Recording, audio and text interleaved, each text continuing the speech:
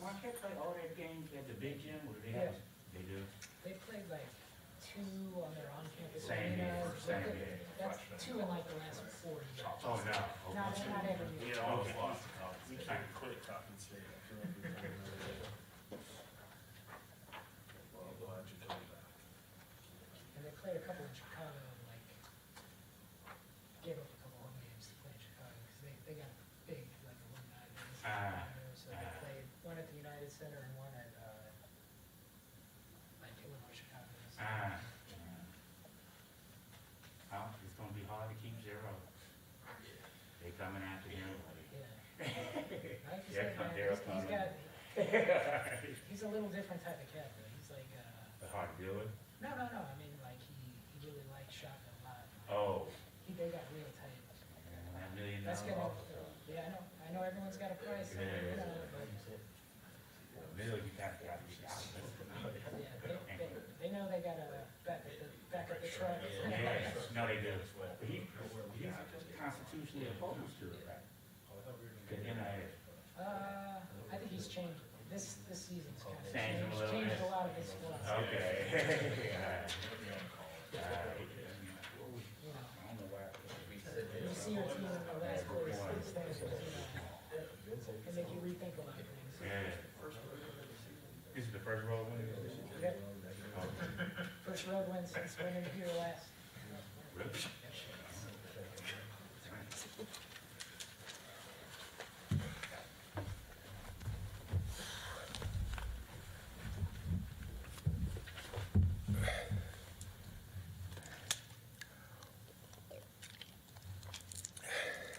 I thought it was a great team effort. We found out, I don't know, 30 minutes before the game that Royce wasn't going to be able to go because his back was really, really tight. And that, we had to kind of reset because, he's a big, big component of everything we do. But Demarius did a great job jumping into the starting lineup and playing with poise and aggressiveness. I thought he was really effective for us at the top of the press, which was very, very important to try to disrupt rhythm and get our hands on the basketball. We got 32 deflections, which is a standard for us. And then as the game wore on, I thought our guys' aggressiveness on the offensive end went up. They saw where we could get in the paint. NJ did a heck of a job, finding angles and getting to the basket. I thought this was one of Chase's better games in terms of playing with poise and managing the game and getting into the paint and finding his teammates.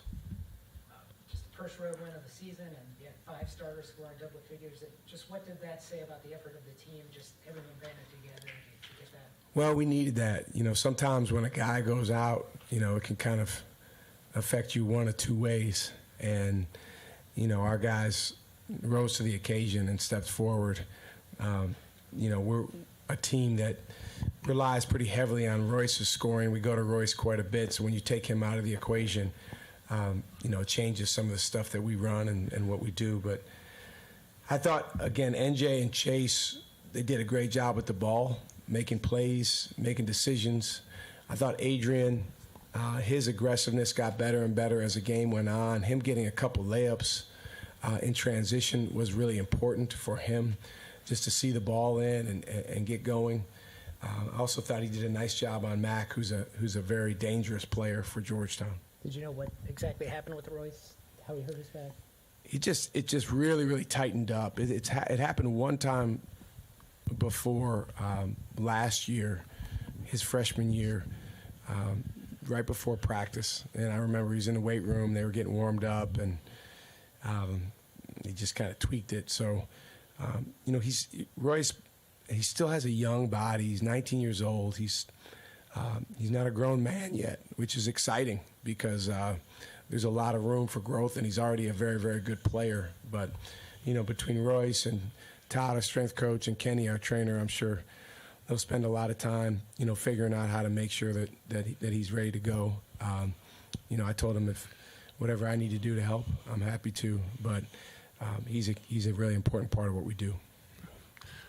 Coach, wanted to talk a little bit about Nato James Jr. and kind of his growth throughout the season. What does it mean for your team to have a player that can kind of get microwave hot like that, especially in a year where maybe the ball hasn't bounced your way, but towards the end of the season you have a guy that you feel like he's a guy that you have that could kind of give you a shot against anyone down the road? Well, the thing that Nigel's done is every game he has done a great job adjusting to the game. And he's learned, okay, they're guarding me this way. Here's what I can take from that. I really am impressed with his willingness to adjust and respond and react, connect with me, talk about what we need to do next and just hang in there. He and Adrian, I mean, if you look at how many minutes they've played as freshmen, this is kind of the time of year when sometimes guys in their first year get a little overwhelmed, but those guys, knock on wood, have gone the other direction. They're stepping forward and emerging, and that's what we need. Coach, it's been a challenging season, and I wanted to know, what have you learned about your team and what have you learned about yourself as a coach during this time? Well, I think when you go through a season like this, number one, it really forces you to look inward as a coach, as players, as a team. How can we be better? How can we grow? What really matters? What's most important? And then I think growth is always important to us, but obviously when you're not where you want to be, it's even more pressing, or it feels even more pressing. So there's just been an extreme emphasis over the last few months of, how do we grow our guys? How do we grow our team? I do think we've gotten better, in the last several weeks. Sometimes that's reflected in the score. Sometimes it hasn't. But I appreciate how our guys have stayed connected with each other. And we've been in a lot of positions on the road where we had the chance to go take the game, and we haven't. So to be able to extend the lead and win the game tonight is a big deal. In terms of what I've learned about myself, just trying to be better for these guys, just trying to figure out, every team is different, trying to be more resourceful when, there's a million forces in the world that are trying to make you less. And not that those forces are always intentional, but, it's really important just to look in the mirror and understand that anything I'm asking our team to do starts with me. I have to set the right example. And as Gandhi said, be the change I want to see. And so that's what I'm trying to do with our guys, and our guys have been very receptive. Hey, Coach. I go to Bullis where Adrian played last year. You touched on it a little bit. How do you think he played? What was your thoughts on his performance tonight? And then how have you seen him progress as he gotten more crucial minutes as the season gone on? He's really made progress. I spent a lot of time at Bullis recruiting him, and one of the nicest schools that I've been to. Coach Kelly, his high school coach, did a heck of a job mentoring him to be someone that cares about all the right things as a basketball player. And Adrian's work ethic is second to none. He cares about winning. I'm really just impressed how he's taken on the challenge with our team. We typically will put him on the other team's best guard or perimeter player. Today he did a good job on Miles Mack. Mack's a heck of a player, and we just wanted to make him inefficient, and Adrian did a great job of that. But his assertiveness and his aggressiveness is growing. I'd like him to shoot even more because he's one of the best scorers on our team. With Nigel, you see him every day. How much are you still taken aback when he does impressive things like that dunk he did in the second half for a 6-foot guard like he is? Yeah, he just has an extreme burst and ability to be quick twitch out there on the floor. To be honest with you, I'm not surprised because I've seen him do some crazy, freakish things over the last few years. But that doesn't mean that I don't appreciate it every time he does it. He's a special player. And again, I can't emphasize enough, his willingness to respond, choose to focus on the next most important thing when a few things didn't go his way early, had everything to do with him playing well the rest of the game. That is not a given, especially for a freshman on the road. So shows a lot of maturity from him. routinely they answered your runs in the first and the second half with 3-pointers. They didn't shoot it well. What was the message to your team when you saw them kind of jacking threes? Well, it depends. I mean, certain guys you're okay with shooting threes, and then other guys you're playing with fire. And then if it's a contested three, you know, on most possessions they're going to get a shot. So if you can make it a contested three or a contested pull-up, you live with that. They made a couple early. You know, Abraham made 2. And you know what? I'll take the shots that they took. You know, obviously sometimes you get fortunate that some don't go in. We've certainly been on the other end of that before. How important was it to sort of deny touches inside to Iwuchukwu in the second half? Because it seemed like that was basically defensively the big difference there. He was really good in the first half. I mean, he's those 2 bigs they have are really, really good pieces, and they're guys that, you know, it's interesting at that position. It's really the only position where it's hard to play 2 together like that. You know, if those 2 guys were guards, you know, you'd have them out there a lot more together, but it's just for a variety of reasons, it's tough. But those guys both present challenge. Jules obviously had a heck of a game against us at our place, and then Vince was on his way to just a monster game in the first half. We tried to tighten up our pick-and-roll defense where we, you know, tried to take away the roll better in the second half. I thought our guys did a good job of that. And then just a few plays where we kept playing, got our hands on the ball, and they did throw it to him. You know, we don't really have anyone to match his size, but I thought with some assertiveness and aggressiveness, we were able to get some deflections, which was a big difference maker for us. You mentioned DeMar at the top of the press. Just how have you seen him figure out how to use his athletic gifts to make an impact on the game? Well, through presence. You know, the more present you are when you're Demaryius Owens, the more athletic you are, the more aggressive you are, the more sense of urgency you have. And I know that sounds simple, but, you know, if your mind is a half step in the past or a half step in the future, then you don't have a 37, 38-inch vertical jump anymore like he has. But I thought he played with really good presence. He knew what was coming next. For the most part, he wasn't caught by surprise by plays. That's happened in the past with him as a young player.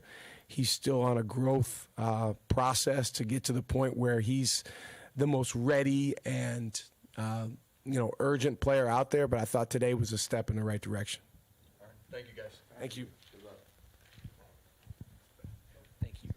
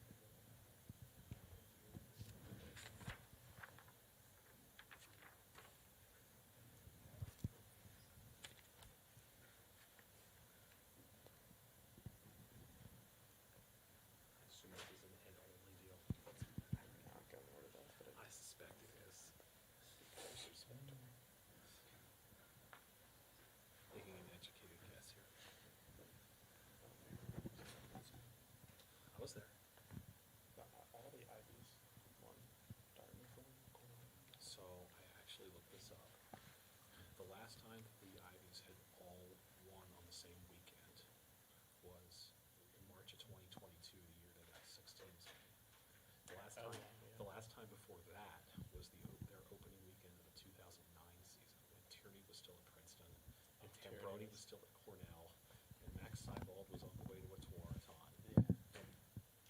So I'm actually writing a little bit. I'm writing a little bit about that this week. That's fantastic. That's really cool. Yeah, I noticed that because we were at baseball and Syracuse, I was like, okay, Harvard probably not going to win this. They won. I was like, okay, there's one. And then I saw the Princeton graphic. Dartmouth had won the day before, so that's the hard one.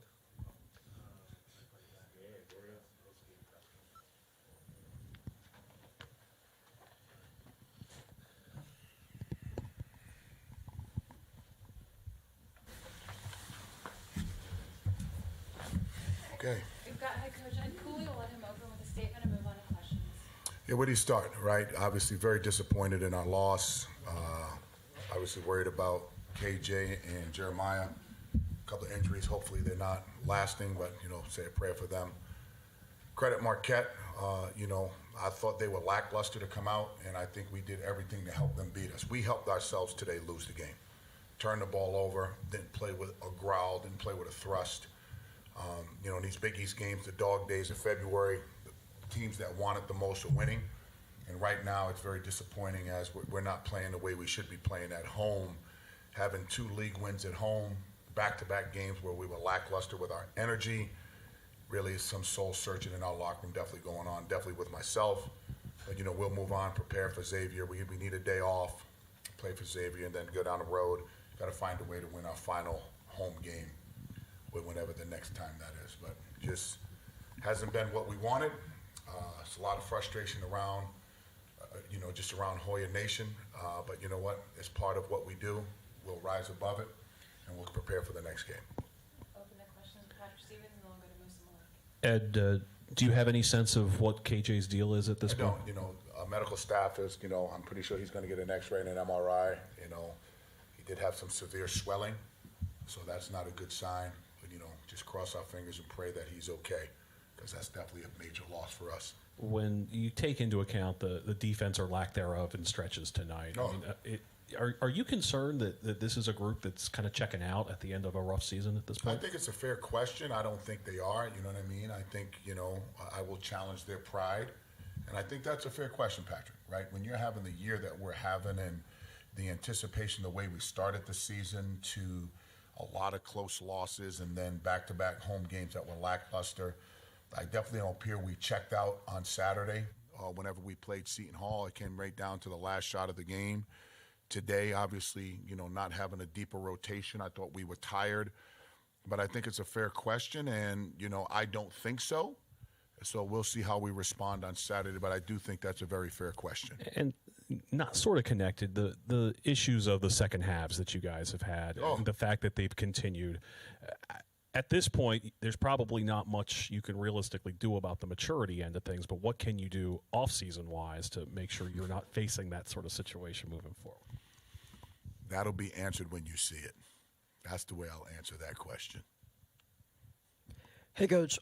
With the Big East tournament coming up soon, what does tonight show you? Like, how valuable is it for preparing for the intensity for the tournament? And what does tonight show you about how you guys stack up within the Big East altogether? I think we stack up with anybody in the Big East. It is a mentality. It is an attitude. It is a will and want. I mean, we've seen every team play. Obviously, we haven't played well here the last 2 games, but when you look at our body of work, we have not had the wins, but our competitive edge has been right there. As when you look at prior to today, 8 of our 11 losses have come within the last 2 minutes of the game. So we'll be a team that people won't want to play. Record-wise, it'll show, hey, let's play them, but you just never know. You got to play the game, and see where it lays. But we'll be ready to play in the Big East, and we had a long way to go before then. Coach, you always talk about getting cherries. Did you guys get one tonight? I don't think we did. I think we had a bunch of oranges. I don't know. We didn't have any cherries. We didn't have 3 stops in a row. So when orange is like maybe 1 stop in a row, I don't know what that. No, I don't. We probably had 1. And if you get 7 to 10 in a game, you normally win the game. But we didn't come close to that today. All right, Coach, so noticed a lot when KJ was on the sideline there, still him standing up with the crutches, still shouting at the team and everything and being involved. Could you say that testament to his leadership, and how do you guys kind of replace someone being that vocal on the floor when you lose someone of that caliber? Well, I think it's a sign of maturity, because I think he's come a long way and we've really challenged him to be a leader. I don't think you replace him. I think somebody has to step up. I don't know if you can replace what he does for us with his efficiency, offensively, defensively, coming out of timeouts, his ability to change a game defensively. I think at times he's a one-man wrecking crew defensively. Before he got hurt, I think he had maybe 4 rebounds, and I think he did a good job guarding the ball. I don't think you can replace that. I think somebody just has to step up, and we got to try to manage that. Coach, at the start of the season, when asked about winning, you said, quote, there's different ways to win. You got to win a community. You got to win a fan base, former players, faculty, students, staff members, board members, alums. Do you think you've been able to make progress on that this season? Absolutely, right? And again, in my job, public job, national job, you're always going to be judged by how much you win. I have not done a great job with that since I've been your head coach, but I know what I've done an elite job at is building alignment, building relationships, having a presence on campus. And that may not mean much to most, but it means something to me as we try to build a family atmosphere, as we try to let people see who we are as people, not always as coaches. Now, I'm paid to win games, right, of which I have not done a very good job over the 3 years. But again, it's a process. It takes time. And there are times where you get caught where sometimes you think you're going to be better than you're not, and your record is what it is. So we're on to Cincinnati to play Xavier. And then I also wanted to quickly ask, somebody mentioned the tail of the second half, and also we obviously saw like poor shooting from the 2, from the 3, which is sort of the story of the season. I was curious what adjustments you're looking to make heading into the Big East tournament. We got to watch some film. I mean, we have not shot the ball well the last 2 games. I think we've made 8 threes in 2 games. I think we may be 8 for whatever the number may be. So, seeing where those shots are coming from, I can still see 8 to 10 wide open shots today that just didn't go. I thought it was good offense. I know we had some bad defensive transitions where we gave up layups, a couple of layups down the other end. So we just got to watch and continue to improve. There's always room for improvement no matter what time of the year it is.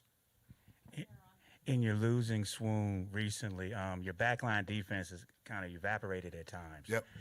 How do you improve upon that? I wouldn't say our backline defense has evaporated. Our on-ball defense has.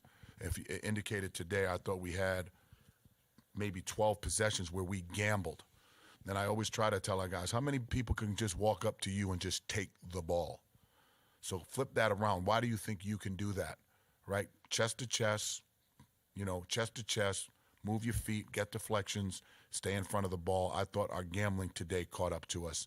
I don't know so much if it's our back line as it is on the ball. We just got dominated on the ball. Vince obviously had a really good first half. Didn't get as many touches. They obviously played some zone. What do you think how difficult was it, you think? We were trying to get him the ball. I mean, they did a great job. They were really zoning off the backside of their defense. They were fully fronting him. They went zone. They went man.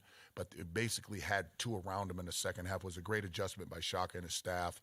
So we tried to get in there a couple of times, and twice I thought we turned it over, trying to force it in there. So I think you got to credit their backside defense. Coach, you last saw Marquette over 3 months ago, and a lot can change in that time. What did you think the biggest difference was in terms of what they brought to this matchup? Attitude. Period. Just mentality. I don't think they did anything different. We added Vince. I don't think, again, we didn't play without KJ there. I think he had the flu. He may have played 10 minutes in that game, if I'm not mistaken. I just think it was a mentality thing. It was an attitude thing. And again, preparing for them, I told them, don't look at their record, as they are very similar to us, losing some really, really close games. They've been in every single game. And again, I thought the team that wanted it more today 100% won the game.